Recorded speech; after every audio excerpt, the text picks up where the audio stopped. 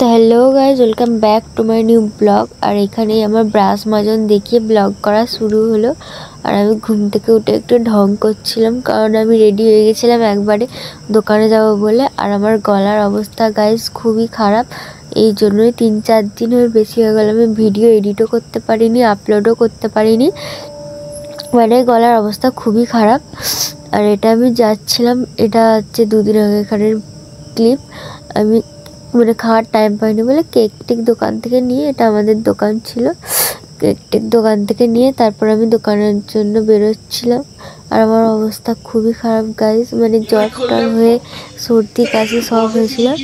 আর এখানে দেখো গাইজ, দাদা আমার জন্য ডোরেমন আর একটা ডলফিন এনেছে। একটা ছিল ওর ছেলে হয়েছে, ঠিক আছে, 1 মাস হয়েছে সবে।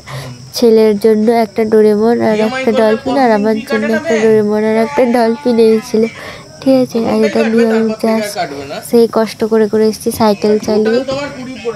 আর আমি ওখানেই এটাকে নিয়ে খেলতে আরম্ভ করে দিয়েছিলাম। আমি এত খুশি হয়েছি। আর তারপর আমি আমার হিরো আমি যাচ্ছিলাম আমার আর এক বাড়িতে। এখন যাচ্ছি ওই বাড়িতে, কারণ আমার কিছু কাজ আছে তাই জন্য। আর ওই যে অ্যানিমেল চ্যানেলটা খুলেছিল, তো সেখানে ভিডিও আপলোড করতে পারছে না কেন তাও জানি না, তো সেগুলোও দেখতে হবে। আর এটা ছিল তার একদিন পরের ভিডিও। মানে আমাকে একটা মেয়ে, মানে একটা মেয়ে কতটা ভালো বন্ধু হলে তারপর কেউ মানে এত কিছু গিফট করতে পারে।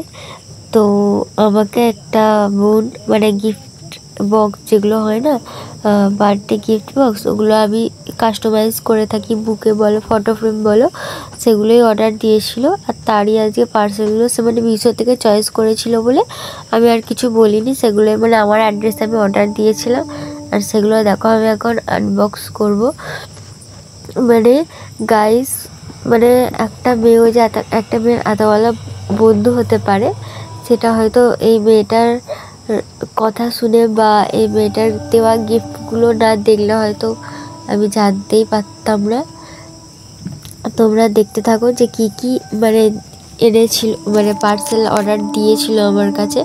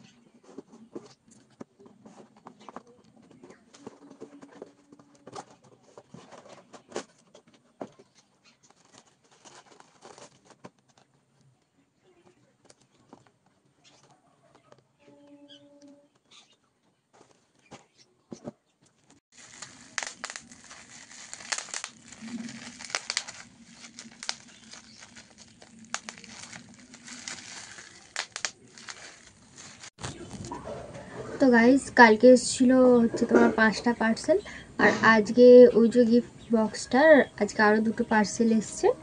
তার মধ্যে হচ্ছে একটা এইটা আর এইটা, ঠিক আছে। এবার ইসকো খোলেঙ্গে। হ্যাঁ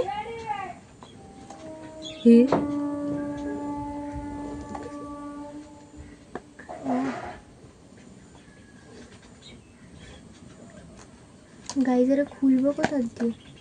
সব জায়গা দিয়ে তো আটা।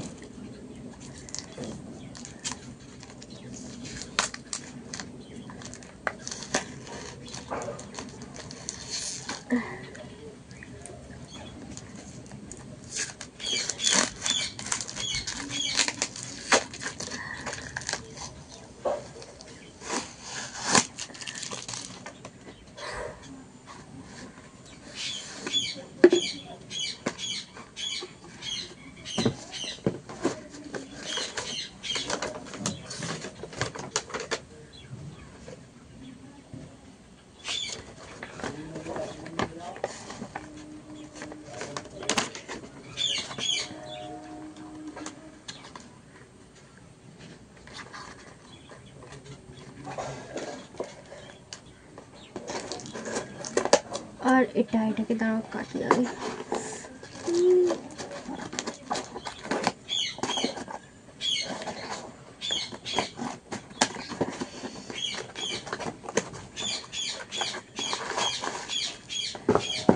এর মধ্যে আছে হচ্ছে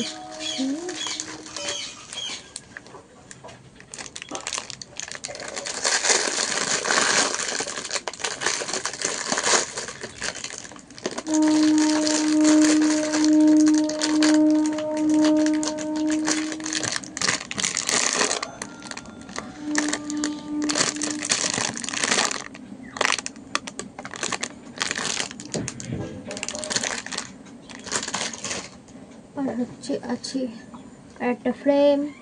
আর এই ফ্রেমটা হচ্ছে আমি রেডি করব, ঠিক আছে। ফটো প্রিন্ট করা হয়ে গেছে।